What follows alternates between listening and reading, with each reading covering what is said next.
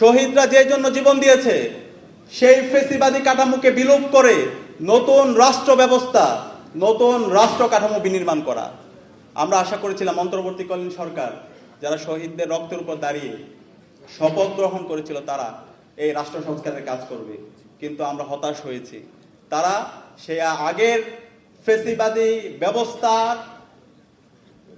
রেখে দেওয়ার জন্য বিভিন্ন জনের সাথে তারা আতাত করেছিল, সেটা এখন আমাদের কাছে পরিষ্কার হচ্ছে। এবং পরবর্তীতে নির্বাচন হলো, সে নির্বাচনে আমরা একই সাথে দুইটা ভোট দিয়েছিলাম রাষ্ট্র সংস্কার করার জন্য। আমরা গণভোট দিয়েছিলাম এবং গণভোটে আজকের যিনি প্রধানমন্ত্রী তিনিও ক্যাম্পেইন করেছেন, তিনি হায়ের পক্ষে ক্যাম্পেইন করেছেন। এবং আমরা আশা করেছিলাম এই নির্বাচন পরবর্তী যারা নির্বাচিত হোক এই রাষ্ট্র ব্যবস্থা সংস্কার হবে। এই 55 বছর জুড়ে বাংলাদেশে যে এই ফেসিবাদী কাঠামোর মাধ্যমে এই অঞ্চলের মানুষের উপর জুলুম করা হয়েছে সেই জুলুম থেকে আমরা মুক্তি পাব, কিন্তু আমরা হতাশ হয়েছি যে এই গণভোটে জনরায় এসেছে সেই জনরায়কে এখন বর্তমান সরকার তারা অস্বীকার করছে। এবং এই ফেসিবাদী সরকার যারা 16 বছর জুড়ে বাংলাদেশে গুম, খুন, আয়নাগর প্রকল্প তৈরি করেছে, আমরা তাদের প্রতি বিভিন্ন জায়গায় সিম্পেথি দেখতে পাচ্ছি।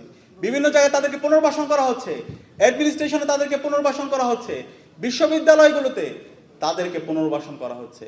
আমরা সাবধান করছি, আমরা বর্তমান সরকারকে বলতে চাই যে এই জমিনে শহীদদের রক্ত পড়েছে সেই জমিনে ইনসাফ বিজয়ী হবে ইনশাআল্লাহ। এবং যারা শহীদদের সাথে প্রতারণা করবে, শহীদদের রক্তের সাথে যারা গাদ্দারি করবে তারা ধুলোর সাথে মিশে যাবে।